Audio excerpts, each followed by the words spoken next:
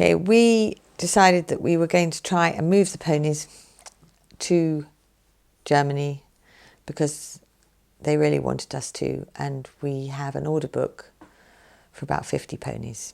So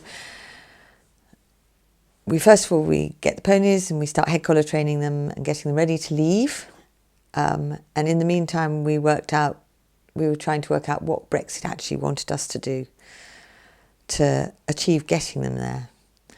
I think in hindsight, if I'd known what I was going to ask of everyone, I would have said, no, I don't think we're going to do this. Initially, we worked out that the cost for each pony extra is going to be £300. It used to cost about £50 per pony for the vet checks. And the volunteers do all the paperwork, which is one set of paperwork with traces. There's now this new system, which means that each pony has to have an individual certificate, which consists of 29 pages, which to me is ridiculous. It's in English, French and German. Not only that, we discovered that actually you have to do a lot of crossing out on those forms to actually make them fit what we need. So our customs agent went and spoke to Calais, and we sort of did a couple of almost dummy runs without ponies so that we could get the paperwork right. We then have to send photographs of the passports, get the blood test done, get all their ages and all the information together for each pony, and give that to the customs agent, who gives it to the APHA. So then you go on to a time scale. So a lorry became available on the Monday, or would be available on the Wednesday, and the ponies could go on the Friday to Germany. So we decided we'd try it. I don't know whose bright idea that was. So the agent on the Monday sent everything off to APHA, which they then got back to her on the Tuesday, so she could then make up those 43 individual forms with all the crossings out done. And then she forwarded it on to the vet for Wednesday morning. The vet had to do a vet check first of the ponies and then went and sat in his office. And in the meantime, we had put head collars on the ponies and taken them to Chagford, which takes 10 hours, so that they could meet the lorry, because it's a massive lorry and it can't get to the farm. And then we went off, and then I went to Chagford to load the ponies.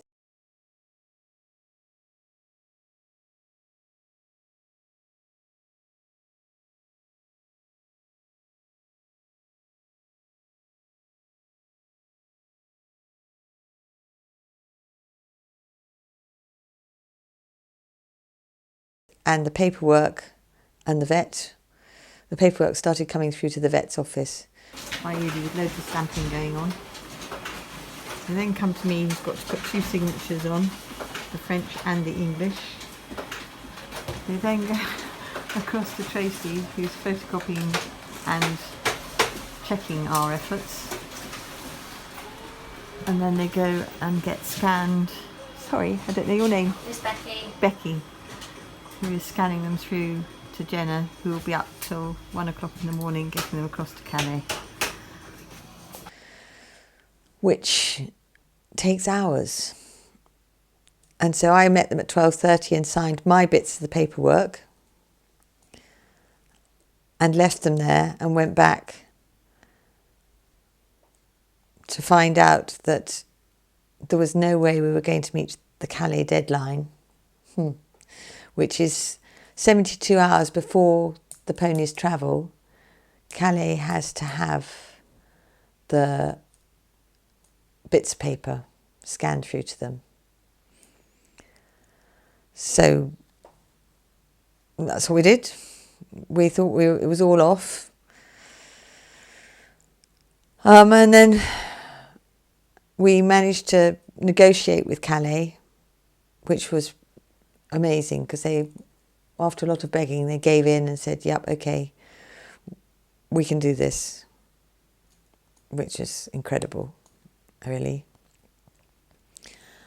And so that meant the ponies were now in Dover, in Lairridge there, and the paperwork was being finished at the vets. So I went down to the vets at 9:30 in the evening, and not much changed in that room apart from that there were a couple of beers sitting next to people's desks.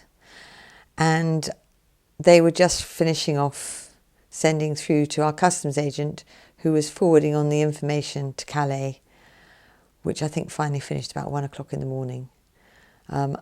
We finished our paperwork at about 10 o'clock at night and scanned it off to the APHA, so they got a set, and then I had to organise a relay of people to get the paperwork to follow the ponies down to Dover, which is sort of like 5 or 6 hours away, really. So Ray from the horse ambulance picked up a couple of files, took them to a friend who was going down to see her mother, and met the transporter at Clackett service station, and he went on back ready to load the ponies on the Friday and take them to Germany. Despite all our discussions with Calais, they still held the ponies for 6 hours in Calais, which I thought was a bit harsh, really. So that was that, really.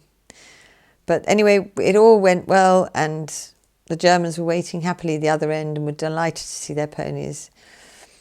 The end of the journey is always quite tough because they yet again had to split into smaller trailers and go up the hill to where they're being met, and where they then rest for a couple of days before they go off to their various homes. And that's that, really. So for us, it's an extra £300 expense, and that was a negotiated expense. The first time we contacted Calais, they said the paperwork was going to cost £135. And by the time the Germans then approached from their end, and they reduced it to 30.